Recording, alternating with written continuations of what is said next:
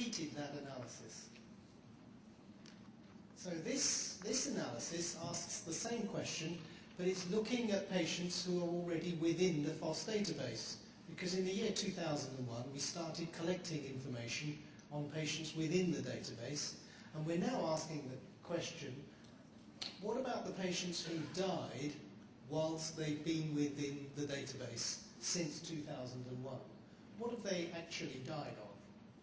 And again, we've looked at men and women.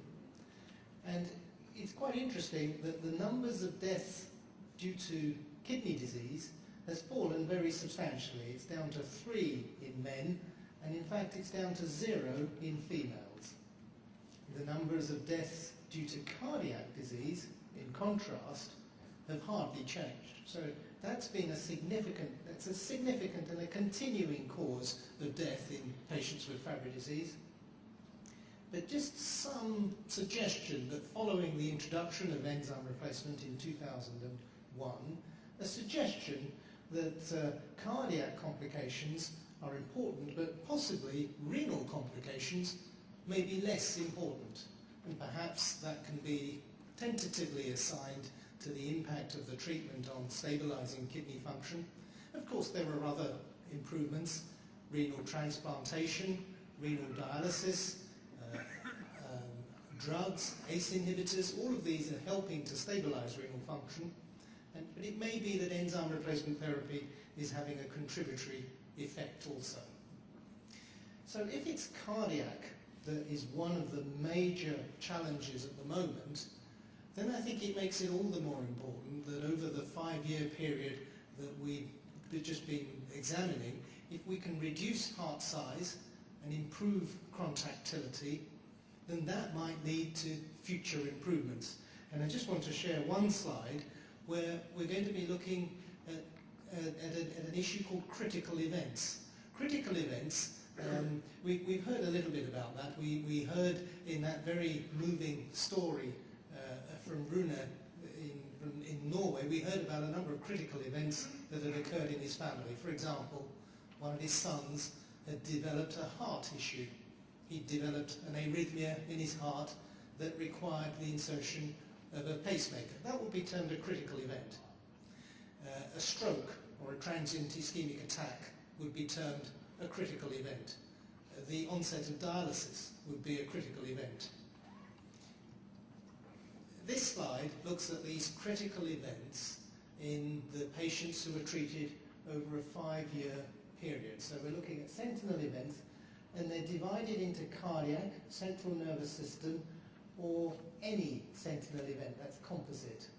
And we're looking at the numbers of these events that occurred in patients who had an enlarged heart, and then again in patients who did not have an enlarged heart. And you can see that one thing is apparent: there were no sentinel renal events. So that's again an encouraging sign that progression of kidney disease is less of a problem. I don't want to dismiss it, but it's less of a problem in the era of enzyme replacement therapy. Second point, the critical events relating to the heart and to the central nervous system were much more common in patients who had an enlarged heart than in patients who had a normal size heart at the beginning. So reducing the size of the heart may lead to a reduction in these sentinel events. The data doesn't show that we can have an impact on stroke, for example. A number of people have asked, will enzyme replacement therapy reduce the incidence of stroke? I've got no evidence that it does. There's hope, but there's no evidence. But the hope is based on findings such as this. It's based on the finding that strokes are much more likely in people who have enlarged hearts. Strokes are much more likely in people with renal disturbance, cardiac arrhythmias. And if you can reduce the progression of the disease, you might reduce the incidence of strokes at a young age. Of course, ultimately, you will get strokes, but the aim is that one can delay the onset of central nervous system disease.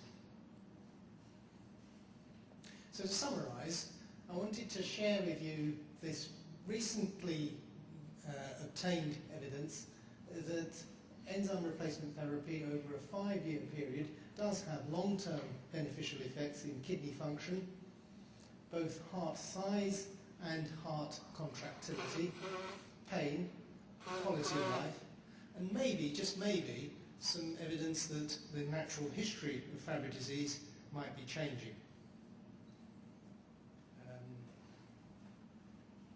And I'm hoping that presentation has emphasised the importance of caring for these patients within a comprehensive setting.